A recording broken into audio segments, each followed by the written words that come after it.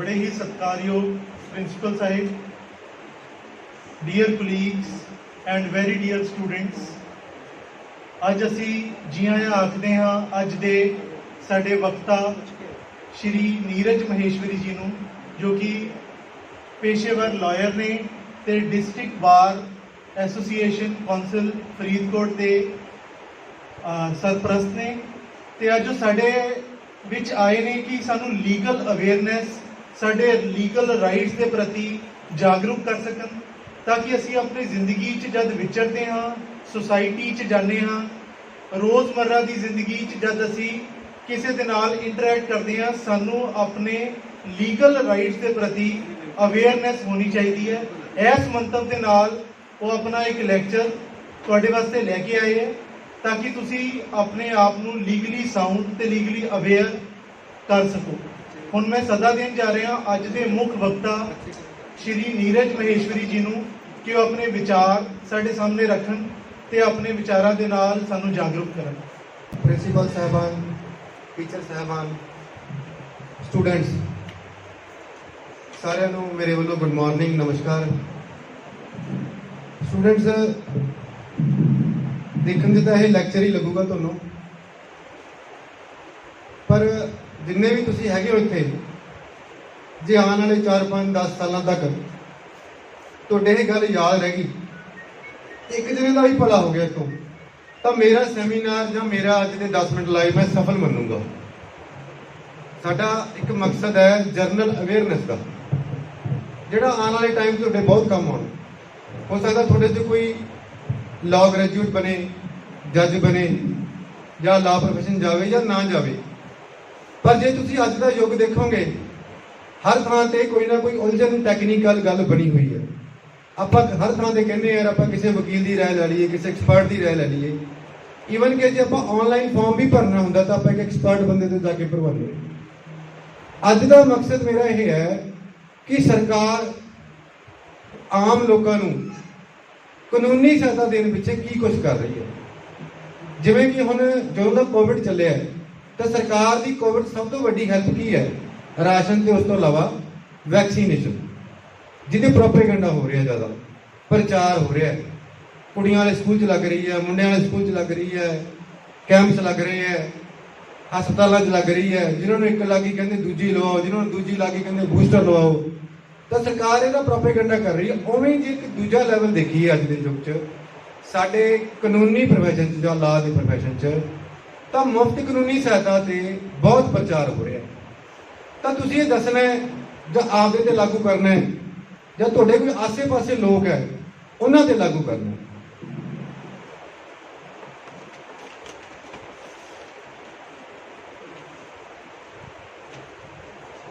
सब तो पहला आपको पता लगे कि मुफ्त कानूनी सहायता लै कौन सकता, हू इज एलिजिबल। जिवें आप कहने भी जिहदी +2 मैडिकल च BSc मैडिकल जाऊगा, नॉन मैडिकल जाऊगा, नीट बंदा ये दे सकता है, JEE ये दे सकता है। जे 6 बैंड आए हैं तो अपनी एलिजिबिलिटी आप बाहर जा सकते हैं। उवें मुफ्त कानूनी सहायता लैन पिछे भी एक एलिजिबिलिटी क्राइटेरिया भी कौन मुफ्त कानूनी सहायता ले सकता। सब तो पहला वुमन, जिन्हों आप कहने भी लेडी कोई भी एज की है, ਉਹਦੀ कोई भी इनकम है, घट है या वध है, वो मुफ्त कानूनी सहायता ले सकती। जे कोई बंदा हैंडीकैप्ड है, वो मुफ्त कानूनी सहायता ले सकता। जिहदी आमदन 3 लाख रुपए तो घट है, वो मुफ्त कानूनी सहायता ले सकता। जिहड़ा बंदा जेल के अंदर है, वो मुफ्त कानूनी सहायता ले सकता। आपां नूं इत्थे लगदा भी इस गल की लोड़ है, साडे च कोई हैंडीकैप नहीं, साडे आसे पासे कोई हैंडीकैप नहीं। साडे जो आवाज़ आ रही है, मैंने थोड़ा जिहा लगता है क्लीयर आवाज़, साडे जो कोई बंदा या सानू कोई ऐसा जानने वाला बंदा कोई भी जेल च नहीं है, सानू की लोड़ है। तो मेरा मन के ये नहीं कि पार्टिकुलरली मैं थोनों ये दसना है कि थोनों इस मुफ्त कानूनी सहायता की लोड़ है। तुहाडे आसे पासे आंढ गुआंढ च, रिश्तेदारी च तुहानूं पता लगता है कि ये बंदा 2 साल हो गए एवं अंदर बैठा है, कोई बंदा गरीब है, आप उसकी पैसे च हेल्प नहीं कर सकते। हम इन्ना दस सकते हैं कि एक एप्लीकेशन लगा दे, तेनों एडवोकेट प्रोवाइड हो जाएंगे, एक वकील प्रोवाइड हो जाएगा, जो तेरी प्रॉब्लम होगी वो हल होगी। और मुफ्त का मतलब इतने मुफ्त है, कोई पैसा नहीं लेता जाता, कोई कंडीशन या टर्म नहीं है। इस ਈਵਨ ਫੋਟੋਕਾਪੀ ਦੇ ਪੈਸੇ ਲੈਣਾ ਵੀ ਗਲਤ ਗਿਣਿਆ ਜਾਂਦਾ। ਜੇ ਕੋਈ ਬੰਦਾ ਫ੍ਰੀ ਲੀਗਲ ਏਡ ਪੈਨਲ ਤੋਂ ਉਹਨੂੰ ਮੁਫਤ ਕਾਨੂੰਨੀ ਸਹਾਇਤਾ 'ਚ ਵਕੀਲ ਪ੍ਰੋਵਾਈਡ ਹੁੰਦਾ ਹੈ, ਜੇ ਵਕੀਲੋਂ ਤੋਂ 20-50 ਰੁਪਏ ਕਦੇ ਫੋਟੋਕਾਪੀ ਤੇ ਵੀ ਲੈ ਲੈਂਦਾ ਹੈ, ਤਾਂ ਉਸ ਗੱਲ ਤੇ ਵੀ ਇਤਰਾਜ਼ ਕੀਤਾ ਜਾਂਦਾ ਹੈ ਕਿ ਤੁਸੀਂ ਇਹ ਨਹੀਂ ਲੈਣੇ ਸੀ। ਤਾਂ ਫੀਸ ਤਾਂ ਦੂਰ ਦੀ ਗੱਲ ਹੈ। ਇੱਕ ਦੋ ਮੈਂ ਹੋਰ ਇਸ 'ਚ ਕੈਟੇਗਰੀਜ਼ ਹੈਗੀਆਂ, ਉਹ ਵੀ ਦੱਸ ਦਿੰਦਾ। ਜੇ ਕੋਈ ਬੰਦਾ ਇੰਡਸਟਰੀਅਲ ਸੈਕਟਰ 'ਚ ਕੰਮ ਕਰਦਾ, ਉਹਨੂੰ ਕੋਈ ਸੱਟ ਲੱਗ ਜਾਂਦੀ ਹੈ, ਡੈਥ ਹੋ ਜਾਂਦੀ ਹੈ, ਉਹਨੂੰ ਮੁਫਤ ਕਾਨੂੰਨੀ ਸਹਾਇਤਾ ਮਿਲਦੀ ਹੈ। ਕੋਈ ਫਲੱਡ ਆ ਜਾਂਦੇ ਆ, ਭੁਚਾਲ ਆ ਜਾਂਦੇ ਆ, ਉਸ 'ਚ ਕਿਸੇ ਬੰਦੇ ਦੀ ਕੋਈ ਪ੍ਰੋਬਲਮ ਆ ਜਾਂਦੀ, ਉਹਦਾ ਘਰ ਢਹਿ ਜਾਂਦਾ, ਉਹ ਮਰ ਜਾਂਦਾ ਬੰਦਾ, ਸਰਕਾਰ ਉਹਨੂੰ ਕੋਈ ਸਹਾਇਤਾ ਦੇਣੀ ਚਾਹੁੰਦੀ ਹੈ, ਜਾਂ ਹੋਰ ਕਿਸੇ ਤੋਂ ਉਹਨੂੰ ਲੱਗਦਾ ਕਿ ਮੈਂ ਇੱਥੇ ਕਲੇਮ ਪਾਊਂਗਾ ਤਾਂ ਮੈਨੂੰ ਕਲੇਮ ਦੇ ਪੈਸੇ ਮਿਲ ਜਾਣਗੇ, ਮੁਆਵਜ਼ਾ ਮਿਲ ਜੂਗਾ, ਉਹਨੂੰ ਵੀ ਮੁਫਤ ਕਾਨੂੰਨੀ ਸਹਾਇਤਾ ਮਿਲੂਗੀ। ਇਹ ਕੁਝ ਕ੍ਰਾਈਟੇਰੀਆ ਹੈ ਜਿਸ ਮੈਂ ਤੁਹਾਨੂੰ ਦੱਸਦਾ ਕਿ ਮੁਫਤ ਕਾਨੂੰਨੀ ਸਹਾਇਤਾ ਮਿਲ ਸਕਦੀ ਹੈ। ਹੁਣ ਆਪਾਂ ਨੂੰ ਲੱਗਦਾ ਕਿ ਆਪਾਂ ਕਿਹੜੀਆਂ ਗੱਲਾਂ 'ਚ ਮੁਫਤ ਕਾਨੂੰਨੀ ਸਹਾਇਤਾ ਲੈ ਸਕਦੇ ਹਾਂ। ਜ਼ਿਆਦਾ ਸਟੂਡੈਂਟ ਅੱਜ ਕੱਲ੍ਹ ਆਇਲਸ ਵੱਲ ਹੈ, ਇਮੀਗ੍ਰੇਸ਼ਨ ਵੱਲ ਹੈ, ਪ੍ਰੋਬਲਮਸ ਆਉਂਦੀਆਂ ਉਹਨਾਂ ਦੀਆਂ, ਕੋਈ ਪੈਸੇ ਰੱਖ ਜਾਂਦਾ, ਆਪਾਂ ਉਹਨੂੰ ਪ੍ਰੋਸੈਸਿੰਗ ਫੀਸ ਦਿੱਤੀ, ਉਹ ਨਹੀਂ ਮੋੜਦਾ ਫਿਰ, ਤਾਂ ਸਟੂਡੈਂਟ ਵੀ ਮੁਫਤ ਕਾਨੂੰਨੀ ਸਹਾਇਤਾ ਲੈ ਸਕਦਾ। ਹੁਣ ਇਹਦੇ ਵਾਸਤੇ ਜਾਣਾ ਕਿੱਥੇ ਹੈ? ਤੁਸੀਂ ਕਹੋਗੇ ਵਕੀਲ ਸਾਹਿਬ ਦੱਸੀ ਤਾਂ ਜਾਂਦੇ ਹੋ ਮੁਫਤ ਕਾਨੂੰਨੀ ਸਹਾਇਤਾ, ਮੁਫਤ ਕਾਨੂੰਨੀ ਸਹਾਇਤਾ, ਇਹਦਾ ਤਰੀਕਾ ਕੀ ਹੈ? ਆਧਾਰ ਕਾਰਡ ਹੋਣਾ ਚਾਹੀਦਾ ਤੁਹਾਡੇ ਕੋਲ। ਮੇਰੇ ਖਿਆਲ ਜਿਹੜੀ ਆ ਗ੍ਰੇਨ ਮਾਰਕੀਟ ਬਣੀ ਹੋਈ ਦਾਣਾ ਮੰਡੀ, ਜਿੱਥੇ ਜੁਡੀਸ਼ੀਅਲ ਕੋਰਟਸ ਬਣੀਆਂ ਹੋਈਆਂ, ਕੁਝ ਸਟੂਡੈਂਟਸ ਨੂੰ ਪਤਾ ਹੋਊ, ਕੁਝ ਨੂੰ ਨਹੀਂ ਪਤਾ ਹੋਣਾ। ਜਿਹੜੀ ਜੁਡੀਸ਼ੀਅਲ ਕੋਰਟਸ ਜਿੱਥੇ ਜੱਜ ਸਾਹਿਬ ਬੈਠਦੇ ਆ ਦਾਣਾ ਮੰਡੀ 'ਚ, ਗ੍ਰੇਨ ਮਾਰਕੀਟ 'ਚ, ਉੱਥੇ ਫਰੰਟ ਆਫਿਸ ਬਣਿਆ ਹੋਇਆ, ਇੱਕ ਆਫਿਸ ਬਣਿਆ ਹੋਇਆ ਸਪੈਸ਼ਲ ਮੁਫਤ ਕਾਨੂੰਨੀ ਸਹਾਇਤਾ ਦਾ। ਤੁਸੀਂ ਉੱਥੇ ਜਾਣਾ ਕਿ ਮੇਰੀ ਇਹ ਪ੍ਰੋਬਲਮ ਹੈ ਜੀ, ਮੈਂ ਪੈਸੇ ਖਰਚਣ ਦੇ ਕਾਬਿਲ ਨਹੀਂ, ਜਾਂ ਮੈਂ ਵਕੀਲ ਦੀ ਫੀਸ ਨਹੀਂ ਦੇ ਸਕਦਾ, ਮੈਨੂੰ ਇਮੀਗ੍ਰੇਸ਼ਨ ਵਾਲਿਆਂ ਨੇ ਐਂ ਕੀਤਾ। ਜ਼ਰੂਰੀ ਨਹੀਂ ਤੁਸੀਂ ਕੇਸ ਹੀ ਕਰਨਾ, ਕਿ ਕੋਰਟ 'ਚ ਕੇਸ ਕਰਨ ਪਿੱਛੇ ਨਹੀਂ। ਜੇ ਤੁਸੀਂ ਉੱਥੇ ਐਪਲੀਕੇਸ਼ਨ ਵੀ ਲਿਖਾਣੀ ਹੈ, SSP ਨੂੰ ਲਿਖਾਣੀ ਹੈ, DC ਨੂੰ ਲਿਖਾਣੀ ਹੈ, ਜਾਂ ਕਿਸੇ ਦੇ ਵਿਰੁੱਧ ਲਿਖਾਣੀ ਹੈ, ਤੁਸੀਂ ਐਪਲੀਕੇਸ਼ਨ ਲਿਖਾਉਣ ਪਿੱਛੇ ਵੀ ਜਾ ਸਕਦੇ ਹੋ। ਤੁਸੀਂ ਚਲੇ ਗਏ, ਤੁਹਾਡੀ ਮਜਬੂਰੀ ਨਹੀਂ ਉੱਥੇ ਤੁਸੀਂ ਕੁਝ ਕਰਕੇ ਆਓ, ਤੁਹਾਨੂੰ ਉੱਥੇ ਕੋਈ ਵਕੀਲ ਸਾਹਿਬ ਜ਼ਰੂਰ ਡਿਊਟੀ ਤੇ ਮਿਲਣਗੇ, ਤੁਸੀਂ ਉਹਨੂੰ ਪ੍ਰੋਬਲਮ ਦੱਸੋਗੇ, ਤੁਸੀਂ ਕੰਸਲਟ ਕਰਕੇ ਵੀ ਆ ਸਕਦੇ ਹੋ ਕਿ ਜੇ ਮੈਂ ਐਂ ਕਰਾਂ ਤਾਂ ਕੀ ਹੋਊਗਾ, ਐਂ ਕਰਾਂ ਤਾਂ ਕੀ ਹੋਊਗਾ, ਐਟ ਦੀ ਐਂਡ ਕੀ ਹੋ ਸਕਦਾ, ਕਿ ਮੇਰੀ ਪ੍ਰੋਬਲਮ ਨਹੀਂ ਹੈ, ਕੀ ਸੰਭਾਵਨਾਵਾਂ ਹੋਣਗੀਆਂ। ਤਾਂ ਉੱਥੇ ਕੰਸਲਟੇਸ਼ਨ ਕਰਕੇ ਤੁਸੀਂ ਵਾਪਸ ਆ ਜਾਓ, ਤੁਹਾਡੇ ਤੋਂ ਕੋਈ ਪੈਸਾ ਨਹੀਂ ਲਿਆ ਜਾਊਗਾ।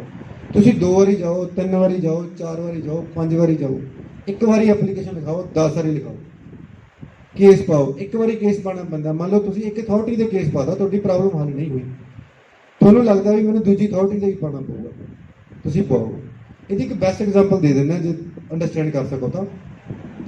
ਮੰਨ ਲਓ ਕੁੜੀ ਦੀ ਮੈਰਿਜ ਹੋ ਜਾਂਦੀ ਹੈ, ਉਹਨੂੰ ਸਹੁਰੇ ਪਰਿਵਾਰ ਵਾਲੇ ਤੰਗ ਕਰਦੇ ਨੇ, ਆਪਾਂ ਕਦੇ ਸੁਣਿਆ ਹੋਊ ਘਰਾਂ 'ਚ ਉਹਨੇ ਦਾਜ ਦਾ ਕੇਸ ਪਾਤਾ ਜੀ, ਤਾਂ ਇਕੱਲਾ ਦਾਜ ਦਾ ਕੇਸ ਨਹੀਂ ਹੁੰਦਾ, ਲੜਕੀਆਂ ਕੋਲੇ ਬਹੁਤ ਅਧਿਕਾਰ ਹੈ ਐਜ਼ ਕੰਪੇਅਰ ਟੂ ਬॉयਜ਼। ਮਤਲਬ ਉਹ ਮੇਨਟੇਨੈਂਸ ਦਾ ਖਰਚੇ ਦਾ ਅੱਡ ਪਾ ਸਕਦੀ ਹੈ ਕਿ ਮੈਨੂੰ ਮੇਰਾ ਘਰ ਵਾਲਾ ਜੀ ਕੋਈ ਖਰਚਾ ਨਹੀਂ ਦਿੰਦਾ, 2 ਸਾਲ ਹੋ ਗਏ ਵਿਆਹ ਨੂੰ, ਇੱਕ ਮੇਰੇ ਬੱਚਾ ਕੁੱਟਦਾ ਮਾਰਦਾ, ਇੱਕ ਪੈਸਾ ਨਹੀਂ ਦਿੱਤਾ, ਜੀ ਖਰਚੇ ਦਾ ਕੇਸ ਅੱਡ ਪੈਣਾ। ਜੇ ਤੁਹਾਡੀ ਕੁੱਟਮਾਰ ਹੁੰਦੀ ਹੈ, ਘਰੇਲੂ ਹਿੰਸਾ ਦਾ ਅੱਡ ਪੈਣਾ। ਜੇ ਤੁਹਾਡੇ ਤੋਂ ਦਾਜ ਹੀ ਮੰਗਿਆ ਜਾਂਦਾ, ਦਾਜ ਦਾ ਅੱਡ ਪੈਣਾ। ਤਾਂ ਇੱਕ ਐਪਲੀਕੈਂਟ, ਇੱਕ ਲੜਕੀ, ਇੱਕ ਦਰਖਾਸਤ ਕਰਤਾ, 3 ਕੇਸ ਹੀ ਪਾ ਸਕਦੀ, ਔਰ ਤਿੰਨੇ ਹੀ ਮੁਫਤ ਕਾਨੂੰਨੀ ਸਹਾਇਤਾ ਵੱਲੋਂ ਪੈ ਸਕਦੇ। ਹੁਣ ਇੱਕ ਇਮੀਗ੍ਰੇਸ਼ਨ ਵਾਲੇ ਦੀ ਗੱਲ ਕਰਦੇ, ਇਹ ਸਾਰੇ ਬੱਚੇ ਹੀ ਆ, ਮੁੰਡੇ ਆ ਜਾਂ ਕੁੜੀਆਂ। ਇਮੀਗ੍ਰੇਸ਼ਨ ਵਾਲੇ ਨੂੰ ਤੁਸੀਂ ਪੈਸੇ ਦੇ ਦਿੱਤੇ, ਉਹਨੇ ਤੁਹਾਨੂੰ ਰਸੀਦ ਦੇ ਦਿੱਤੀ ਵੀ ਇਹ ਤੁਹਾਡਾ 4 ਲੱਖ ਰੁਪਏ ਲੱਗੂਗਾ, ਮੈਂ ਤੁਹਾਡਾ ਸਟੂਡੈਂਟ ਵੀਜ਼ਾ ਲਵਾ ਦੂੰਗਾ, ਐਂ ਕਰ ਦੂੰਗਾ, ਨੌਕਰੀ ਲਵਾ ਦੂੰਗਾ, ਸਾਊਦੀ ਅਰੇਬੀਆ ਭੇਜ ਦੂੰਗਾ, ਦੁਬਈ ਭੇਜ ਦੂੰਗਾ, ਉੱਥੇ ਭੇਜ ਦੂੰਗਾ। ਤੁਸੀਂ ਜਾਂਦੇ ਹੋ, ਤੁਸੀਂ 2 ਕੇਸ ਪਾ ਸਕਦੇ ਹੋ, ਉੱਥੇ 420 ਵੀ ਬਣੂਗੀ, 420 ਕਹਿ ਦਿੰਦੇ ਜਿਹਨੂੰ ਆਪਾਂ, ਕਿ ਠੱਗੀ ਮਾਰੀ ਮੇਰੇ ਨਾਲ, ਧੋਖਾ ਕੀਤਾ, ਤੇ ਪੈਸੇ ਰਿਕਵਰ ਕਰਨ ਦਾ ਵੀ ਕੇਸ ਪਾ ਸਕਦੇ। ਤਾਂ ਇੱਕ ਦਰਖਾਸਤ ਕਰਦਾ 2 ਕੇਸ ਪਾ ਸਕਦਾ, ਔਰ ਦੋਨੇ ਹੀ ਉਹਨੂੰ ਮੁਫਤ ਕਾਨੂੰਨੀ ਸਹਾਇਤਾ ਵੱਲੋਂ ਵਕੀਲ ਪ੍ਰੋਵਾਈਡ ਹੋਣਗੇ। ਇੱਕ ਇਹਦੀ ਹੋਰ ਐਗਜ਼ਾਮਪਲ ਹੈ, ਆਪਾਂ ਕਦੇ ਸੁਣਦੇ ਆ ਆਪਦੇ ਪਿੰਡ 'ਚ, ਮਹੱਲੇ 'ਚ, ਗਲੀ 'ਚ, ਸ਼ਹਿਰ 'ਚ ਕਿ ਯਾਰ ਇਹ ਫਲਾਨਾ ਬੰਦਾ ਰਾਤ ਨੂੰ ਜਾਂਦਾ ਸੀ, ਇਹਨੂੰ ਕੋਈ ਵਹੀਕਲ ਟੱਕਰ ਮਾਰ ਗਿਆ, ਪਤਾ ਨਹੀਂ ਕੌਣ ਸੀ, ਪੁਲਿਸ ਨੇ ਰਿਪੋਰਟ ਤਾਂ ਕਰ ਲਈ, ਬੰਦੇ ਦੀ ਡੈਥ ਹੋ ਗਈ, ਸਾਲ ਹੋ ਗਿਆ, 2 ਸਾਲ ਹੋ ਗਏ, ਪੁਲਿਸ ਤੋਂ ਨਾ ਤਾਂ ਵਹੀਕਲ ਦੀ ਟੱਕਰ ਵਾਲਾ ਬੰਦਾ ਲੱਭਿਆ ਗਿਆ,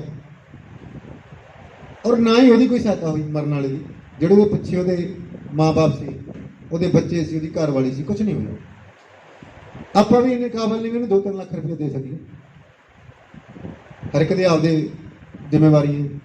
ਤਾਂ ਆਪਾਂ ਸਿਰਫ ਇੱਕ ਕੰਮ ਕਰ ਸਕਦੇ, ਉਹਨੂੰ ਮੁਫਤ ਕਾਨੂੰਨੀ ਸਹਾਇਤਾ ਕੇਂਦਰ ਲਿਆ ਸਕਦੇ ਹਾਂ। 2 ਲੱਖ ਰੁਪਇਆ ਪੱਕਾ ਮਿਲਣਾ ਹੀ ਮਿਲਣਾ। ਉਹਦੇ ਵਾਰਸ ਆਉਣਗੇ, ਉਹ ਕਹਿਣਗੇ ਜੀ ਆਹ ਵਾਰਸਾਂ ਦੇ, ਮੈਂ ਮਾਂ ਇਹਦੀ, ਇਹ ਘਰ ਵਾਲੀ, ਇਹਦਾ ਬੱਚਾ, ਸਾਡੇ ਮੁੰਡੇ ਦੀ ਜਾਂ ਸਾਡੇ ਆ ਬੰਦੇ ਦੀ ਡੈਥ ਹੋ ਗਈ ਸੀ, ਅੱਜ ਤੱਕ ਪੁਲਿਸ ਨੇ ਇਹਦੀ ਕੋਈ ਰਿਪੋਰਟ ਨਹੀਂ ਕੀਤੀ ਜਾਂ ਕੁਝ ਵੀ ਫਾਈਨਲ ਨਹੀਂ ਹੋਇਆ। ਤਾਂ ਪੁਲਿਸ ਵੱਲੋਂ ਜੱਜ ਸਾਹਿਬ ਆਪ ਇੱਕ ਰਿਪੋਰਟ ਮੰਗ ਲੈਣਗੇ, ਜਿਹਨੂੰ ਅਨਟ੍ਰੇਸੇਬਲ ਰਿਪੋਰਟ ਕਹਿੰਦੇ ਆ। ਅਨਟ੍ਰੇਸੇਬਲ ਮਤਲਬ ਦਾ ਵਹੀਕਲ ਔਰ ਦਾ person is not traced till date, ਜਿਹਦਾ ਕੁਝ ਨਹੀਂ ਪਤਾ ਲੱਗਿਆ ਜੀ, ਇਹ ਕੈਂਸਲ ਕਰਤਾ ਮੁਕੱਦਮਾ। ਤਾਂ 2 ਲੱਖ ਰੁਪਇਆ ਨੂੰ ਪੱਕਾ ਮਿਲਣਾ ਹੀ ਮਿਲਣਾ, ਔਰ ਇੱਕ ਪੈਸਾ ਵੀ ਇੱਥੋਂ ਕਿਸੇ ਨੇ ਖਾਣਾ ਨਹੀਂ। ਇਹ ਯਕੀਨੀ ਬਣਾਇਆ ਜਾਊਗਾ ਵੀ ਜਿਹੜੇ ਉਹਦੇ ਵਾਰਸ ਹੈ ਉਹਨਾਂ ਦੇ ਅਕਾਊਂਟ ਨੰਬਰ ਲੈ ਕੇ ਉਹਨਾਂ ਦੇ ਅਕਾਊਂਟ 'ਚ ਹੀ ਪੈਸੇ ਆਉਣ। ਤਾਂ ਆਪਾਂ ਬਹੁਤ ਸੌਖਾ ਕੰਮ ਕਰਤਾ। ਇਸੇ ਤਰ੍ਹਾਂ ਹੀ ਆਪਣੇ ਕੋਲੇ ਕੋਈ ਬੰਦਾ ਕੰਮ ਕਰਦਾ, ਕੋਈ ਗਰੀਬ ਆਦਮੀ ਹੈ, ਆਪਾਂ ਦੇ ਕੋਲੇ ਕੋਈ ਆਉਂਦਾ ਬੰਦਾ, ਆਪਾਂ ਉਹਦੀ ਗੱਲ ਸੁਣ ਕੇ ਟਾਲ ਦਿੰਦੇ ਹਾਂ, ਬਸ ਵੀ ਤੂੰ ਐਂ ਕਰ ਲਈ ਯਾਰ, ਉਹਨੂੰ ਮਿਲ ਲਾ, ਰਿਸ਼ਤੇਦਾਰਾਂ ਨੂੰ ਵਿੱਚ ਪਾ ਲਾ।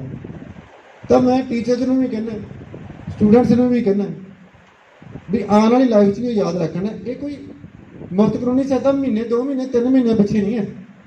ਤੁਸੀਂ 5 ਸਾਲਾਂ ਬਾਅਦ 7 ਸਾਲਾਂ ਬਾਅਦ ਵੀ ਤੁਹਾਡੇ ਗੱਲ ਇਹ ਦਿਮਾਗ 'ਚ ਰਹਿੰਦੀ ਹੈ। ਤਾਂ ਮੁਫਤ ਕਾਨੂੰਨੀ ਸਹਾਇਤਾ ਕੇਂਦਰ ਉਵੇਂ ਹੀ ਰਹਿਣੇ।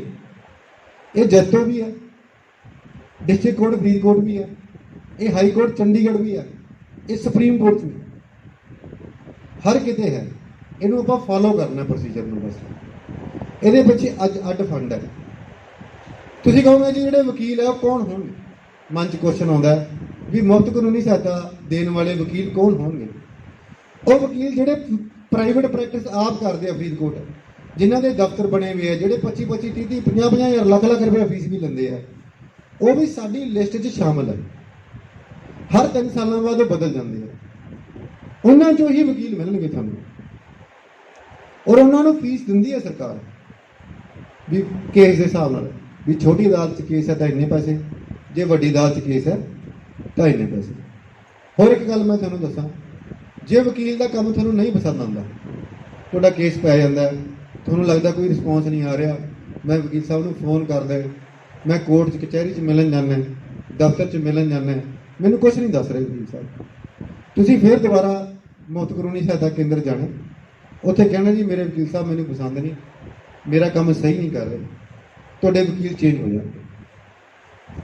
ਇੱਥੇ ਕਹਿਣ ਦਾ ਮਤਲਬ ਕਿ ਸਰਕਾਰ ਬਹੁਤ ਕੁਝ ਕਰ ਰਹੀ ਹੈ, ਅਵੇਅਰਨੈਸ ਘੱਟ ਹੈ ਆਪਾਂ ਨੂੰ ਨਹੀਂ ਲੋੜ, ਆਪਣੇ ਨਾਲ ਦਿਆਂ ਨੂੰ ਲੋੜ ਹੁੰਦੀ ਹੈ। ਹੁਣ ਸਟੂਡੈਂਟਸ ਦੇ ਬਣ ਜਾ, ਤੁਹਾਡਾ ਸਰਟੀਫਿਕੇਟ ਬਣ ਕੇ ਆਉਂਦਾ, DMC ਬਣ ਕੇ ਆਉਂਦਾ, ਨਾਮ ਗਲਤ ਹੋ ਜਾਂਦਾ, ਤੁਸੀਂ ਕਾਲਜ ਵਾਲਿਆਂ ਨੂੰ ਐਪਲੀਕੇਸ਼ਨ ਦਿੱਤੀ, ਕਾਲਜ ਵਾਲਿਆਂ ਨੇ ਪ੍ਰੋਸੈਸ ਕਰਤੀ, ਕੋਈ ਸੁਣਵਾਈ ਨਹੀਂ ਹੋਈ, ਤੁਸੀਂ ਬਾਹਰ ਜਾਣਾ ਜਾ ਕੇ ਯੂਨੀਵਰਸਿਟੀ ਐਡਮਿਸ਼ਨ ਲੈਣੀ ਹੈ। ਉਹ ਕੇਸ ਕਰਨ ਪਿੱਛੇ ਵੀ ਤੁਸੀਂ ਮੁਫਤ ਕਾਨੂੰਨੀ ਸਹਾਇਤਾ ਲੈ ਸਕਦੇ ਹੋ ਵੀ ਮੇਰੇ ਜੀ ਡਿਟੇਲ ਮਸਤਾਨ 'ਚ ਨਾਮ ਸਹੀ ਕੀਤਾ ਜਾਵੇ, ਮੇਰਾ ਨੰਬਰ ਸਹੀ ਕੀਤਾ ਜਾਵੇ। ਤਾਂ ਇੱਥੇ ਮੇਰੇ ਕਹਿਣ ਦਾ ਮਤਲਬ ਹੈ ਵੀ ਮੁਫਤ ਕਾਨੂੰਨੀ ਸਹਾਇਤਾ ਲੈਣ ਪਿੱਛੇ ਕੋਈ ਵੀ ਲਿਮਟਿਡ ਕ੍ਰਾਈਟੇਰੀਆ ਨਹੀਂ ਹੈ। ਥੋੜਾ ਜਿਹਾ ਇੱਕ ਜ਼ਰੂਰ ਹੈ, ਜਿਵੇਂ ਕੋਈ ਸ਼ਡਿਊਲ ਕਾਸਟ ਕੈਟਾਗਰੀ ਤੋਂ ਹੈ, ਉਹਦੀ ਇਨਕਮ ਕਿੰਨੀ ਮਰਜ਼ੀ ਹੋਵੇ, ਜਾਂ BC ਕੈਟਾਗਰੀ ਦੀ ਹੋਵੇ, ਜਾਂ ਸ਼ਡਿਊਲ ਟ੍ਰਾਈਬਸ ਹੈ ਜਿਹੜੇ ਅਨੁਸੂਚਿਤ ਜਨਜਾਤੀਆਂ ਹੁੰਦੀਆਂ, ਉਹਦੀ ਇਨਕਮ ਕਿੰਨੀ ਮਰਜ਼ੀ ਹੋਵੇ ਉਹ ਲੈ ਸਕਦਾ। ਪਰ ਜਿਹੜੀ ਜਨਰਲ ਕੈਟਾਗਰੀ ਹੈ ਉਹਦੀ ਇਨਕਮ ਜਿਹੜਾ ਕ੍ਰਾਈਟੇਰੀਆ 3 ਲੱਖ ਰੁਪਏ ਤੱਕ ਹੈ। ਜੇ 3 ਲੱਖ ਰੁਪਏ ਦੀ ਇਨਕਮ ਜ਼ਿਆਦਾ ਤਾਂ ਮੁਫਤ ਕਾਨੂੰਨੀ ਸਹਾਇਤਾ ਨਹੀਂ ਲੈ ਸਕਦਾ।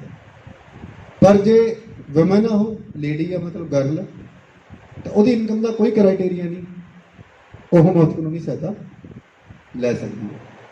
ਇਸੇ ਤਰ੍ਹਾਂ ਹੀ ਜਿਹੜਾ ਅੰਡਰ ਟਰਾਇਲ ਹੈ, ਜਿਹਨੂੰ ਮੈਂ ਕਿਹਾ ਸੀ ਜੇਲ੍ਹ 'ਚ ਬੰਦ ਬੰਦਾ, ਉਹ ਕੋਈ ਵੀ ਹੈ, ਕਿਸੇ ਵੀ ਕੈਟਾਗਰੀ ਨੂੰ ਬਿਲੋਂਗ ਕਰਦਾ, ਉਹ ਮੁਫਤ ਕਾਨੂੰਨੀ ਸਹਾਇਤਾ ਲੈ ਸਕਦਾ।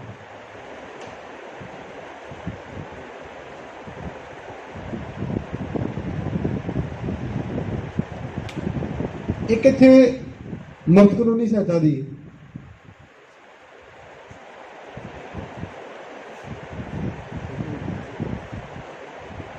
ਐਕਚੁਅਲੀ ਮਨ ਚ ਆਉਂਦਾ, ਉਹਦੀ ਫੋਟੋ ਖਿਚਾਈ ਜਾਂਦੇ ਆ, WhatsApp ਤੇ ਨਾ ਰਿਪੋਰਟ ਕਰਨੀ ਹੁੰਦੀ ਹੈ ਮੈਂ ਨਾਲ ਦੀ ਨਾਲ, ਜਿਹੜਾ ਸਾਡਾ ਗਰੁੱਪ ਬਣਿਆ ਹੋਇਆ ਵੀ ਮੈਂ ਸੈਮੀਨਾਰ ਅਟੈਂਡ ਕਰ ਲਿਆ।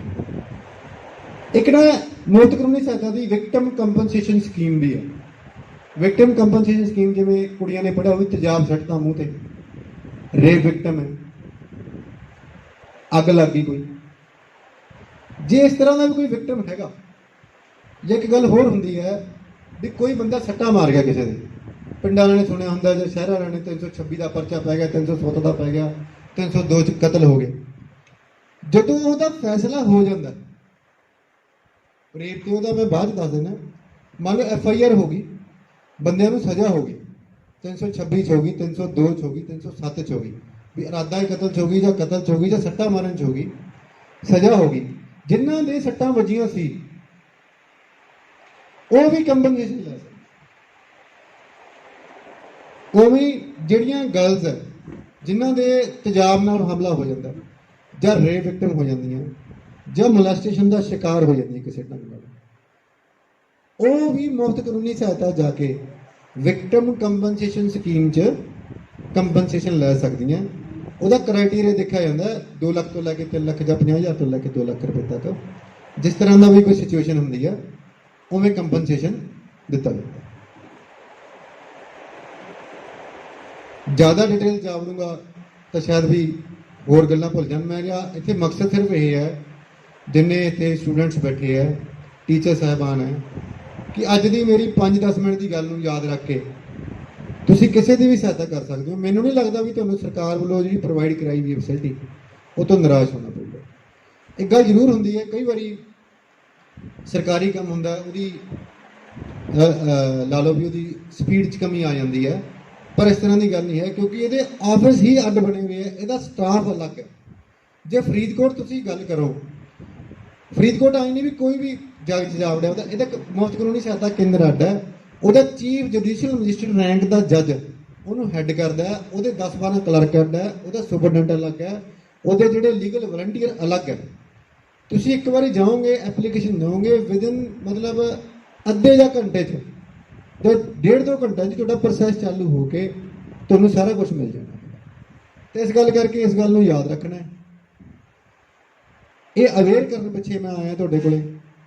ਜੇ ਕੋਈ ਗੱਲ ਤੁਸੀਂ ਮੇਰੇ ਤੋਂ ਪੁੱਛਣੀ ਹੈ ਤਾਂ ਪੁੱਛ ਸਕਦੇ ਹੋ, ਮੈਨੂੰ ਖੁਸ਼ੀ ਹੋਊਗੀ ਵੀ ਚਲੋ ਕਿਸੇ ਵੀ ਤਰ੍ਹਾਂ ਦੇ ਕੋਈ ਕੁਐਸਚਨ ਹੈ ਤੁਹਾਡੇ ਵਿੱਚ। बेटे कोई सवाल पूछना चाहते हो पूछो। कोई भी स्टूडेंट से कोई क्वेश्चन पूछना चाहता है बेटे, you are free to ask. कोई गल किसी केस में तो मान तो नहीं पूछ सकते। ਇੱਕ ਗੱਲ ਮੈਂ ਹੋਰ ਦੱਸਦਾ ਤੁਹਾਨੂੰ, ਇੱਕ ਤਾਂ ਤੁਸੀਂ ਕੋਰਟ ਸੁਣੀ ਹੈ ਵੀ ਆ ਕੋਰਟਸ ਹੈ, ਅਦਾਲਤ ਹੈ, ਟੀਚਰ ਸਾਹਿਬਾਨ ਵਾਸਤੇ ਵੀ ਦੱਸ ਦਿੰਦਾ ਵੈਸੇ ਤਾਂ ਨਿਗਾਹ ਚੂਗਾ। ਇੱਕ ਸਰ ਹਰ ਡਿਸਟ੍ਰਿਕਟ 'ਚ ਹੁਣ ਇੱਕ ਪਰਮਾਨੈਂਟ ਲੋਕ ਅਦਾਲਤ ਹੈ। ਇੱਕ ਤਾਂ ਲੋਕ ਅਦਾਲਤ ਹੁੰਦੀ ਹੈ ਨਾ ਵੀ ਕੌਮੀ ਲੋਕ ਅਦਾਲਤ ਲਗਾਈ ਗਈ, ਜਿਵੇਂ 12/3 ਨੂੰ ਲੱਗੀ ਸੀ, 14 ਮਈ ਨੂੰ ਲੱਗਣੀ ਹੈ, 1 ਦਸੰਬਰ 2021 'ਚ ਲੱਗੀ ਸੀ। ਉਹ ਤਾਂ ਇਸੇ ਅਦਾਲਤਾਂ 'ਚ ਹੀ ਰੂਟੀਨ ਵਰਕ 'ਚ ਲਗਾਈ ਜਾਂਦੀ ਹੈ। ਇਸੇ ਤਰ੍ਹਾਂ ਹੀ ਸਰਕਾਰ ਨੇ ਅਦਾਲਤਾਂ ਦੇ ਕੰਮ ਨੂੰ ਘਟਾਉਣ ਪਿੱਛੇ ਕੁਝ ਜਿਹੜੀਆਂ ਈਜ਼ੀ ਚੀਜ਼ਾਂ ਸੀ ਉਹਨਾਂ 'ਚ ਇੱਕ ਪਰਮਾਨੈਂਟ ਲੋਕ ਅਦਾਲਤ ਸਥਾਪਿਤ ਕਰਤੀ, ਜਿਸ 'ਚ ਰਿਟਾਇਰਡ ਜੱਜ ਜਾਂ ਰਿਟਾਇਰਡ PCS ਅਫਸਰ ਟਾਈਪ ਉਹਦੇ ਚੇਅਰਮੈਨ ਹੁੰਦੇ ਆ, 2 ਮੈਂਬਰ ਹੁੰਦੇ ਆ। ਉਹ ਰੂਟੀਨ ਵਾਂਗੂ ਰੋਜ਼ ਲੱਗਦੀ ਹੈ, ਸੋਮਵਾਰ ਤੋਂ ਲੈ ਕੇ ਸ਼ਨੀਵਾਰ ਤੱਕ, ਜਿਵੇਂ ਆਹ ਅਦਾਲਤਾਂ ਲੱਗਦੀਆਂ। ਉਹ 'ਚ ਜਿਹੜੀ ਸਰਵਿਸਿਜ਼ ਲਿਮਟਿਡ ਹੈ, ਜਿਵੇਂ ਕਿ ਇਲੈਕਟ੍ਰੀਸਿਟੀ, ਟੈਲੀਫੋਨ, ਬੀਮਾ, banking, transport, water and sanitation, ਜਾਂ ਕੋਈ ਵੀ ਇਹੋ ਜਿਹਾ ਸਿਸਟਮ ਜਿਹੜਾ ਕਿ ਪਬਲਿਕ ਡਿਸਟ੍ਰੀਬਿਊਸ਼ਨ ਸਿਸਟਮ ਨਾਲ ਅਟੈਚ ਹੈ। 14-15 ਤਰ੍ਹਾਂ ਦੀਆਂ ਸੇਵਾਵਾਂ ਇਸ 'ਚੋਂ ਨਾ ਕਵਰ ਹੋਣ ਲੱਗ ਗਈਆਂ। ਸ਼ਗਨ ਸਕੀਮ, ਬੁਢਾਪਾ ਪੈਨਸ਼ਨ। ਹੁਣ ਆਪਾਂ ਕਹਿੰਦੇ ਵੀ ਯਾਰ ਆਪਾਂ ਕਿਸੇ ਦੀ ਆਪਣੇ ਕੋਈ ਆਂਢ ਗੁਆਂਢ ਸੀ, ਕੋਈ ਗਰੀਬ ਸੀ, ਉਹਨਾਂ ਦੀ ਸ਼ਗਨ ਸਕੀਮ ਅਪਲਾਈ ਕੀਤੀ ਸੀ ਆਪਾਂ ਵੀ ਕੁੜੀ ਦਾ ਵਿਆਹ ਜੀ 21,000 ਰੁਪਏ ਦੇਣੇ, 2 ਸਾਲ ਹੋ ਗਏ ਨਹੀਂ ਆਈ। ਪਰਮਾਨੈਂਟ ਲੋਕ ਅਦਾਲਤ ਇੱਕ ਈਜ਼ੀ ਪ੍ਰੋਸੈਸ ਹੈ, ਇੱਕ ਸਿੰਪਲ ਐਪਲੀਕੇਸ਼ਨ ਲਗਾਉਣੀ ਹੈ ਵੀ ਇੰਨੇ ਆ ਵਿਆਹ ਹੋਇਆ, ਸਾਡਾ ਡਾਕੂਮੈਂਟ ਹੈ, ਸਾਡੀ ਸ਼ਗਨ ਸਕੀਮ ਨਹੀਂ ਹੈ। ਮੰਨ ਲਓ ਜਿਹੜੇ ਨੀਲੇ ਕਾਰਡ ਵਾਲੇ ਆ ਜਾਂ ਰਾਸ਼ਨ ਕਾਰਡ ਵਾਲੇ ਆ, ਉਹਨਾਂ ਨੂੰ ਸਰਕਾਰ 25 ਕਿਲੋ ਜਾਂ 20 ਕਿਲੋ ਕਣਕ ਦਿੰਦੀ ਹੈ, ਤੁਹਾਡੇ ਡਿਪੂ ਵਾਲਾ ਤੁਹਾਨੂੰ ਕਣਕ ਨਹੀਂ ਦੇ ਰਿਹਾ, ਹਰ ਵਾਰੀ ਟਾਲ ਦਿੰਦਾ। ਉਹ ਕੁਛ ਨਹੀਂ ਕਰਨਾ, ਇੱਕ ਐਪਲੀਕੇਸ਼ਨ ਲਾਣੀ ਹੈ, ਨੀਲਾ ਕਾਰਡ ਨਾਲ ਲੈਣਾ, ਕਿ ਸਾਨੂੰ ਸਾਡੀ ਬਣਦੀ ਕਣਕ ਨਹੀਂ ਦਿੱਤੀ ਜਾ ਰਹੀ। ਬਿਨਾਂ ਕਾਰਨ ਦੱਸੇ ਤੁਹਾਨੂੰ ਬੁਢਾਪਾ ਪੈਨਸ਼ਨ ਰੋਕਤੀ। ਆਪਣੇ ਆਂਢ ਗੁਆਂਢ 'ਚ ਕਿਤੇ ਵੀ ਹੁੰਦਾ, ਸਿੰਪਲ ਐਪਲੀਕੇਸ਼ਨ ਲੱਗਣੀ ਹੈ, ਪਰਮਾਨੈਂਟ ਲੋਕ ਅਦਾਲਤ ਨੇ ਡਿਪਾਰਟਮੈਂਟ ਨੂੰ ਆਪਣੇ ਆਪ ਹੀ ਬੁਲਾ ਲੈਣਾ ਵੀ ਇਹਦਾ ਕਾਰਨ ਦੱਸੋ। ਆਪਣੇ ਬੈਂਕ ਦੇ ਲੋਨ ਵਗੈਰਾ ਕੀਤੇ ਹੁੰਦੇ ਘਰਾਂ 'ਚ ਵੀ, ਟਰੈਕਟਰ ਦਾ ਲੋਨ ਹੈ, ਕਾਰ ਦਾ ਲੋਨ ਹੈ, ਮੋਟਰਸਾਈਕਲ ਦਾ ਲੋਨ ਹੈ, ਆਪਾਂ ਅਕਾਊਂਟ ਸਟੇਟਮੈਂਟ ਦੇਖਦੇ ਹਾਂ ਆਪਦੀ ਵੀ ਯਾਰ ਪੈਨਲਟੀਆਂ ਵੀ ਲਾਈਆਂ ਵੀ ਇਹਨਾਂ ਨੇ, ਆ ਵਿਆਜ ਮੈਂ ਵੀ ਵੱਧ ਲਾਤਾ, ਜਾਂ ਮੇਰਾ ਆਹ ਬੈਂਕ ਦਾ ਲਿਮਟ ਦਾ ਖਾਤਾ ਸੀ, ਜਾਂ ਮੈਂ ਐਫ ਡੀ ਐਂ ਕਰਾਈ ਸੀ, ਮੈਨੂੰ ਆ ਇੰਟਰਸਟ ਇਹਨਾਂ ਨੇ ਕ੍ਰੈਡਿਟ ਨਹੀਂ ਕੀਤਾ, ਜਾਂ ਮੈਥੋਂ ਇਹ ਵੱਧ ਕੱਟ ਲਿਆ। ਇਹ ਕਿਸੇ ਵੀ ਕੈਟਾਗਰੀ ਪਿੱਛੇ ਹੈ, ਐਨੀ ਪਰਸਨ ਕੋਈ ਵੀ ਹੈ, ਚਾਹੇ ਕਰੋੜਪਤੀ ਹੈ, ਉਹ ਵੀ ਪਰਮਾਨੈਂਟ ਲੋਕ ਅਦਾਲਤ 'ਚ ਜਾ ਸਕਦਾ। ਮੰਨ ਲਓ ਕਿ ਫਾਰਮ ਹੈ, ਉਹ ਕਰੋੜਾਂ ਰੁਪਈਆਂ ਦਾ ਕੰਮ ਕਰਦੀ ਹੈ, ਉਹਨੂੰ ਲੱਗਿਆ ਬੈਂਕ ਨੇ ਮੇਰੇ ਨਾਲ ਗੜਬੜ ਕੀਤੀ ਹੈ, ਮੇਰੀ ਲਿਮਟ ਤੇ ਚਾਰਜ ਵੱਧ ਲਾ ਲਏ, ਉਹ ਵੀ ਜਾ ਸਕਦਾ। ਇੱਕ ਬੰਦਾ ਕਹਿੰਦਾ ਮੈਂ ਲੋਨ ਸਾਰਾ ਦੇਤਾ ਸੀ, ਮੈਂ ਸਕੂਟਰ ਦਾ, ਮੋਟਰਸਾਈਕਲ ਦਾ, ਕਾਰ ਦਾ ਕਰਾਇਆ ਸੀ, ਫਿਰ ਵੀ ਬੈਂਕ ਮੈਨੂੰ ਚਿੱਠੀਆਂ ਕੱਢ ਕੇ ਪਰੇਸ਼ਾਨ ਕਰਦੇ ਆ, ਉਹ ਵੀ ਜਾ ਸਕਦਾ ਕਿ ਸਾਡੀ ਸੈਟਲਮੈਂਟ ਕਰਾਓ। ਜਾਂ ਆਪਾਂ ਕਈ ਵਾਰੀ ਲੋਨ ਕਰਾਇਆ ਹੁੰਦਾ, ਲੋਨ ਦੇਤਾ, ਆਪਣੀ ਜਿਹੜੀ ਬੈਂਕ ਦੀ ਆਰਸੀ ਕਹਿ ਦਿੰਦੇ ਨੇ, ਜਿਹੜੀ ਕਾਪੀ ਹੁੰਦੀ ਹੈ ਵਹੀਕਲ ਦੀ, ਉਹ ਤੇ ਆਪਣਾ ਲੋਨ ਚੜਿਆ ਹੋਇਆ ਹੁੰਦਾ, ਆਪਾਂ ਬੈਂਕ ਵਾਲਿਆਂ ਨੂੰ ਕਹਿੰਦੇ ਵੀ ਸਾਨੂੰ ਨੋ ਆਬਜੈਕਸ਼ਨ ਸਰਟੀਫਿਕੇਟ ਦਿਓ ਜੀ, ਸਾਰੇ ਤੁਹਾਡੇ ਪੈਸੇ ਦੇ ਦੇ, ਆਪਾਂ ਨੂੰ ਬੈਂਕ ਵਾਲਾ ਨੋ ਆਬਜੈਕਸ਼ਨ ਸਰਟੀਫਿਕੇਟ ਨਹੀਂ ਦੇ ਰਿਹਾ, ਤਾਂ ਵੀ ਤੁਸੀਂ ਪਰਮਾਨੈਂਟ ਲੋਕ ਅਦਾਲਤ 'ਚ ਜਾ ਸਕਦੇ ਹੋ। ਤੁਹਾਡਾ ਬਿਜਲੀ ਦਾ ਬਿੱਲ ਵੱਧ ਆ ਗਿਆ, ਤੁਸੀਂ ਪਰਮਾਨੈਂਟ ਲੋਕ ਅਦਾਲਤ 'ਚ ਜਾਓ, ਚਿੱਠੀ ਦਿਓ, ਬਿੱਲ ਲਾਓ, ਆਪਦਾ ਕਾਰਨ ਦੱਸੋ। ਇਸ ਅਦਾਲਤਾਂ ਨਾਲੋਂ ਉਹ ਕੰਮ ਈਜ਼ੀ ਆ, ਔਰ ਕਿਸੇ ਵੀ ਕੈਟਾਗਰੀ ਪਿੱਛੇ ਹੈ, ਕਿਸੇ ਵੀ ਪਰਸਨ ਪਿੱਛੇ ਹੈ, ਇਹਦੇ ਪਿੱਛੇ ਕੋਈ ਵੀ ਕਿਸੇ ਤਰ੍ਹਾਂ ਦੀ ਲਿਮਿਟੇਸ਼ਨ ਨਹੀਂ। ਪਿੰਡਾਂ 'ਚ ਸਫਾਈ ਦੀ ਜ਼ਿੰਮੇਵਾਰੀ ਹੁੰਦੀ ਹੈ, ਸੀਵਰੇਜ ਵਾਲਿਆਂ ਦੀ ਜ਼ਿੰਮੇਵਾਰੀ ਹੁੰਦੀ ਹੈ। ਤੁਹਾਡੀ ਗਲੀ ਸੀਵਰੇਜ ਦਾ ਪਾਣੀ ਰੁਕਦਾ, ਤੁਹਾਡੀ ਨਾਲੀ ਟੁੱਟੀ ਵੀ ਹੈ, ਤੁਸੀਂ ਮਿਊਨਿਸਪਲ ਕੌਂਸਲ ਦੇ ਅਗੇਂਸਟ ਪਰਮਾਨੈਂਟ ਲੋਕ ਅਦਾਲਤ 'ਚ ਦਰਖਾਸਤ ਦੇ ਸਕਦੇ ਹੋ। ਉਹਨਾਂ ਨੂੰ ਬੁਲਾਇਆ ਜਾਊਗਾ ਵੀ ਇਹਨਾਂ ਨੇ ਤੈਨੂੰ 5 ਵਾਰੀ ਕਹਿਤਾ, 10 ਵਾਰੀ ਚਿੱਠੀਆਂ ਲਿਖਤੀਆਂ, ਤੁਸੀਂ ਇਹ ਨਾਲੀ ਠੀਕ ਕਿਉਂ ਨਹੀਂ ਕਰਵਾਈ। ਅਸੀਂ ਪਰਮਾਨੈਂਟ ਲੋਕ ਅਦਾਲਤ ਜਾਂਦੇ ਹਾਂ ਤਾਂ ਸਾਨੂੰ ਜੱਜ ਸਾਹਿਬ ਕਹਿੰਦੇ ਆ ਕਿ ਲੋਕ ਇੰਨੇ ਪਰੇਸ਼ਾਨ ਆ ਯਾਰ, ਸਾਡੇ ਕੋਲੇ ਕੋਈ ਵੀ ਨਹੀਂ ਆਉਂਦਾ, ਸੜਕਾਂ ਟੁੱਟੀਆਂ ਪਈਆਂ, ਨਾਲੀਆਂ ਟੁੱਟੀਆਂ ਪਈਆਂ, ਰਾਤ ਨੂੰ ਲਾਈਟਾਂ ਨਹੀਂ ਚੱਲਦੀਆਂ ਹੁੰਦੀਆਂ, ਤਾਂ ਆਂਦੇ ਕਿਉਂ ਨਹੀਂ ਲੋਕ। ਪ੍ਰੇਰਿਤ ਕਰੋ ਲੋਕਾਂ ਨੂੰ, ਤਾਂ ਬਹੁਤ ਈਜ਼ੀ ਕੰਮ ਹੈ ਇਹ। ਇੱਕ ਵਾਰੀ ਐਪਲੀਕੇਸ਼ਨ ਲਿਖਾਓ, ਸਾਈਨ ਕਰਕੇ ਵਕੀਲ ਸਾਹਿਬ ਦਾ ਨਾਲ ਵਕਾਲਤਨਾਮਾ ਲਵਾ ਕੇ। ਹੁਣ ਇੱਕ ਗੱਲ ਹੋਰ ਦੱਸਦਾ ਤੁਹਾਨੂੰ, ਮੈਂ ਪਰਮਾਨੈਂਟ ਲੋਕ ਅਦਾਲਤ ਜਾਣਾ ਹੈ, ਤੁਸੀਂ ਕਹੋਗੇ ਨੀਰਜ ਮਹਿਸ਼ਰੀ ਕੋਲ ਜਾਵਾਂਗੇ, 10,000 ਰੁਪਏ ਦਾ ਫੀਸ ਹੀ ਮੰਗ ਕੇ ਬਹਿ ਜਾਣਗੇ। ਤੁਸੀਂ ਕੁਛ ਨਹੀਂ ਕਰਨਾ, ਇੱਕ ਬੰਦਾ ਲੱਭਣਾ ਉਸ ਕੈਟਾਗਰੀ ਵਾਲਾ ਜਾਂ ਉਸ ਸਿਸਟਮ ਵਾਲਾ, 4-5 ਜੋ ਤੁਹਾਡੀ ਗਲੀ ਦੀਆਂ ਲਾਈਟਾਂ ਨਹੀਂ ਚੱਲਦੀਆਂ, ਨਾਲੀਆਂ ਟੁੱਟੀਆਂ ਪਈਆਂ, ਸੀਵਰੇਜ ਦਾ ਪਾਣੀ ਰੁਕਦਾ, ਮੁਫਤ ਕਾਨੂੰਨੀ ਸਹਾਇਤਾ ਭੇਜ ਦੇਣੀ ਵੀ ਮੈਂ ਪਰਮਾਨੈਂਟ ਲੋਕ ਅਦਾਲਤ 'ਚ ਕੇਸ ਲੈਣਾ ਜੀ, ਬਿਜਲੀ ਦਫ਼ਤਰ ਦੇ ਵਿਰੁੱਧ ਲਾਉਣਾ, ਸਰਕਾਰ ਦੇ ਵਿਰੁੱਧ ਲਾਉਣਾ, ਡੀਸੀ ਦੇ ਵਿਰੁੱਧ ਲਾਉਣਾ, ਐਸਐਸਪੀ ਦੇ ਵਿਰੁੱਧ ਲਾਉਣਾ, ਤੁਹਾਨੂੰ ਮੁਫਤ ਕਾਨੂੰਨੀ ਸਹਾਇਤਾ ਮਿਲੂਗੀ। ਮਤਲਬ ਆਪਾਂ ਨੂੰ ਕਈ ਸੋਰਸ ਵਰਤਣੇ ਨਹੀਂ ਆਉਂਦੇ, ਤਾਂ ਵਰਤੀ ਆਪਾਂ ਕੁਝ ਵੀ ਨਹੀਂ ਕਰਨਾ, ਬਸ ਇੱਕ ਵਾਰੀ ਸ਼ਨੀ ਐਤਵਾਰ ਨੂੰ ਟਾਈਮ ਕੱਢਣਾ ਥੋੜਾ ਜਿਹਾ ਐਪਲੀਕੇਸ਼ਨ ਲਿਖਾਉਣ ਨੂੰ। ਸਾਨੂੰ ਇੱਥੇ ਭੇਜਿਆ ਜਾਂਦਾ, ਇਹਦੇ ਪਿੱਛੇ ਕੋਈ ਮਕਸਦ ਤਾਂ ਹੋਊਗਾ ਹੀ ਨਾ। ਮੈਂ ਵੀ ਇੰਨੇ ਜ਼ੋਰ ਲਾਈ ਜਾਂਦਾ 15-20 ਮਿੰਟ ਦਾ, ਮੈਨੂੰ ਕੋਈ ਇਹਦਾ ਕੋਈ ਪੈਸਾ ਨਹੀਂ ਮਿਲਣਾ ਸੈਮੀਨਾਰ ਦਾ, ਪਰ ਅਸੀਂ ਪੈਨਲ ਤੇ ਹਾਂ, ਸਾਡੀ ਇੱਕ ਡਿਊਟੀ ਹੈ। ਇੱਕ ਇੰਡੀਵਿਜੂਅਲੀ ਆਪਦੇ ਮਨ 'ਚ ਹੁੰਦਾ ਵੀ ਕੋਈ ਸਰਕਾਰ ਦਾ ਸਿਸਟਮ ਹੈ ਯਾਰ, ਲੋਕਾਂ ਦਾ ਫਾਇਦਾ ਹੋਣਾ ਚਾਹੀਦਾ। ਤਾਂ ਇੰਨੇ ਨਾਲ ਬਸ ਮੈਂ ਧੰਨਵਾਦ ਕਰਦਾ, ਤੁਸੀਂ ਸੁਣਿਆ, ਕਿਉਂਕਿ ਲੈਕਚਰ ਤਾਂ ਲੈਕਚਰ ਹੀ ਹੁੰਦਾ, ਪਰ ਫਿਰ ਵੀ ਸਾਰੇ ਸਟੂਡੈਂਟ ਦਾ ਬਹੁਤ ਬਹੁਤ ਧੰਨਵਾਦ। Thank you.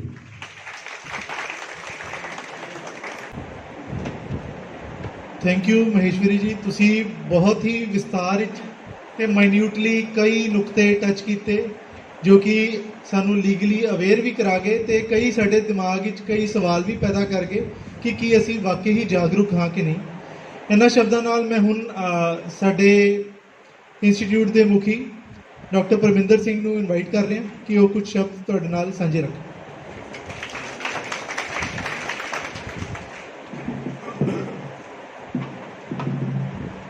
ਅੱਜ ਦੇ ਇਸ ਲੀਗਲ ਲਿਟਰੇਸੀ ਸੈਮੀਨਾਰ ਦੇ ਵਿੱਚ ਪਹੁੰਚੇ ਐਡਵੋਕੇਟ ਨੀਰਜ ਮਹੇਸ਼ਵਰੀ ਜੀ, ਇਸ ਸੈਮੀਨਾਰ ਦੇ ਕਨਵੀਨਰ ਡਾਕਟਰ ਸਮਰਾਟ ਖੰਨਾ, ਕੋ ਕਨਵੀਨਰ ਡਾਕਟਰ ਸੁਭਾਸ਼ ਚੰਦਰ ਜੀ, ਸਹਾਇਕ ਕਨਵੀਨਰ ਡਾਕਟਰ ਨਵਪ੍ਰੀਤ, ਪ੍ਰੋਫੈਸਰ ਪ੍ਰਗਟ ਸਿੰਘ ਜੀ, ਤੇ ਹੋਰ ਅਧਿਆਪਕ ਸਾਹਿਬਾਨ ਡਾਕਟਰ ਪਵਨਦੀਪ ਤੇ ਪਿਆਰੇ ਵਿਦਿਆਰਥੀਓ,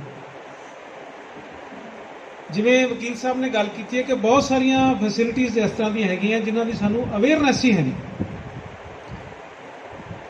ਮੈਂ ਵੀ ਪੜ੍ਹਿਆ ਲਿਖਿਆ ਹੈ, ਡਾਕਟਰ ਸਾਹਿਬਾਨ ਜਿਹੜੇ ਬੈਠੇ ਨੇ ਇਹ ਵੀ ਪੜ੍ਹੇ ਲਿਖੇ ਨੇ। ਇਹ ਗੱਲ ਦਾ ਮੈਨੂੰ ਵੀ ਨਹੀਂ ਸੀ ਪਤਾ ਕਿ ਅਸੀਂ ਮੇਰੇ ਘਰ ਨੂੰ ਜਿਹੜੀ ਜਾਂਦੀ ਸੜਕ ਹੈ ਉਹ ਬੜੇ ਲੰਬੇ ਸਮੇਂ ਤੋਂ ਪੱਟ ਰੱਖੀ ਹੈ ਔਰ ਅਸੀਂ ਇੰਨੇ ਕੁ ਦੁਖੀ ਹਾਂ। ਮੈਂ ਹੁਣ ਪੂਰਾ ਪ੍ਰੋਸੈਸ ਵਕੀਲ ਸਾਹਿਬ ਤੋਂ ਪੁੱਛਣਾ ਹੈ ਵੀ ਐਪਲੀਕੇਸ਼ਨ ਉਹ ਕਿਵੇਂ ਲਿਖਣੀ ਹੈ, ਚਾਹੇ ਮੈਨੂੰ ਆਪਣੇ ਨੇਮ ਤੇ ਲਿਖਣੀ ਪਵੇ। ਮੈਂ ਉਹ ਲੋਕ ਅਦਾਲਤ 'ਚ ਐਪਲੀਕੇਸ਼ਨ ਪਾਉਣੀ ਹੈ ਤਾਂ ਕਿ ਮੇਰੀ ਉਸ ਐਪਲੀਕੇਸ਼ਨ ਨਾਲ ਮੇਰੀ ਉਸ ਰੋਡ ਤੇ ਰਹਿੰਦੇ ਜਿੰਨੇ ਵੀ ਵਸਨੀਕ ਹੈ ਉਹਨਾਂ ਨੂੰ ਇੱਕ ਸੁਵਿਧਾ ਜਿਹੜੀ ਹੈ ਉਹ ਮਿਲ ਸਕੇ। ਪਿਆਰੇ ਵਿਦਿਆਰਥੀਓ, ਹੁੰਦਾ ਕੀ ਹੈ, ਸਰਕਾਰ ਦੇ ਪੱਧਰ ਤੇ ਫੰਡ ਵੀ ਜਾਰੀ ਹੋ ਜਾਂਦੇ ਆ, ਸਾਰਾ ਕੁਝ ਹੋ ਜਾਂਦਾ, ਲੇਕਿਨ ਜਿਹਨਾਂ ਨੂੰ ਅਸੀਂ ਠੇਕਾ ਦਿੰਨੇ ਆ ਉਹ ਠੇਕੇਦਾਰ ਜਿਹੜੇ ਆ ਉਹ ਬੜਾ ਆਪਣੇ ਹਿਸਾਬ ਨਾਲ ਕੰਮ ਕਰਦੇ ਆ। ਯਾਨੀ ਉਹਨਾਂ ਨੂੰ ਜੇ ਕਿਤੇ ਹੋਰ ਥਾਂ ਤੇ ਉਹਨਾਂ ਦਾ ਕੰਮ ਚੱਲ ਰਿਹਾ, ਉੱਥੇ ਭਰਤੀ ਦੀ ਜ਼ਰੂਰਤ ਹੈ ਤਾਂ ਉਹ ਸਾਡੀ ਸੜਕ ਪੱਟ ਕੇ ਭਰਤੀ ਉੱਥੇ ਪਾਏ ਆਉਣਗੇ, ਅਸੀਂ ਉੱਥੇ ਠੇਡੇ ਖਾਂਦੇ ਉਸੇ ਤਰ੍ਹਾਂ ਤੁਰੇ ਫਿਰਾਂਗੇ। ਜਦੋਂ ਸਾਡੀ ਵਾਰੀ ਆਊਗੀ ਉਦੋਂ ਉਹ ਸਾਡਾ ਕੰਮ ਕਰਨਗੇ। ਪਿਛਲੇ ਤਕਰੀਬਨ 7 ਮਹੀਨਿਆਂ ਤੋਂ ਅਸੀਂ ਮਤਲਬ ਜਿਸ ਏਰੀਏ 'ਚ ਮੈਂ ਰਹਿਣਾ ਹੈ ਉੱਥੋਂ ਦੇ ਵਸਨੀਕ ਇਸ ਸਮੱਸਿਆ ਨੂੰ ਨਾਲ ਜਿਹੜੇ ਹੈ ਉਹ ਜੂਝ ਰਹੇ। ਤਾਂ ਅੱਜ ਇੱਕ ਸਬੱਬ ਬਣ ਗਿਆ ਕਿ ਵਕੀਲ ਸਾਹਿਬ ਇੱਥੇ ਆਏ ਹੈ ਤੇ ਮੈਂ ਇਹਨਾਂ ਨੂੰ ਸਾਰੀ ਕਾਰਵਾਈ ਪੁੱਛੂੰਗਾ ਕਿ ਕਿਸ ਢੰਗ ਨਾਲ ਉਹ ਐਪਲੀਕੇਸ਼ਨ ਜਿਹੜੀ ਹੈ ਉਹ ਫਾਈਲ ਕੀਤੀ ਜਾਣੀ ਹੈ। ਤੇ ਜਿਹੜੀ ਇਹਨਾਂ ਨੇ ਮੁਫਤ ਕਾਨੂੰਨੀ ਸਹਾਇਤਾ ਦੀ ਗੱਲ ਕੀਤੀ ਹੈ ਉਹਦੇ ਲਈ ਬੇਸ਼ੱਕ ਅਸੀਂ ਨਹੀਂ ਐਲੀਜੀਬਲ ਹੋ ਸਕਦੇ, ਪਰ ਇਹਨਾਂ ਨੇ ਦੱਸਿਆ ਕਿ ਫੀਮੇਲ ਸਾਰੀਆਂ ਐਲੀਜੀਬਲ ਹੈ ਤੇ ਜਿਹੜੇ SC ST ਹੈਗੇ ਆ ਉਹ ਮੇਲ ਵੀ ਐਲੀਜੀਬਲ ਹੈ। ਤੇ ਮੁੱਕਦੀ ਗੱਲ ਅਸੀਂ ਜਿਹੜੇ ਮੇਲ ਹੈਗੇ ਜਨਰਲ ਕੈਟਾਗਰੀ ਦੇ ਉਹਦੇ ਨਾਲ ਹੀ ਵਿਤਕਰਾ ਹੈ, ਬਾਕੀ ਸਾਰਿਆਂ ਨੂੰ ਕਾਨੂੰਨੀ ਸੇਵਾਵਾਂ ਜਿਹੜੀਆਂ ਉਹ ਮੁਫਤ ਮਿਲਣੀਆਂ। ਤੇ ਲੋਕ ਅਦਾਲਤ ਦੇ ਵਿੱਚ ਜਿਵੇਂ ਇਹਨਾਂ ਨੇ ਦੱਸਿਆ ਕਿ ਤੁਸੀਂ ਪਰਮਾਨੈਂਟ ਲੋਕ ਅਦਾਲਤ ਦੇ ਵਿੱਚ ਕੇਸ ਲਾਓ, ਜਿਹੜੇ ਸਾਡੇ ਜਨਰਲ ਮਸਲੇ ਹੈਗੇ ਆ ਉਹਨਾਂ ਸੰਬੰਧੀ ਆਪਾਂ ਕੇਸ ਲਾ ਸਕਦੇ ਹਾਂ। ਸੋ ਵਕੀਲ ਸਾਹਿਬ ਇੱਥੇ ਆਏ, ਇਹਨਾਂ ਦਾ ਬਹੁਤ ਬਹੁਤ ਧੰਨਵਾਦ।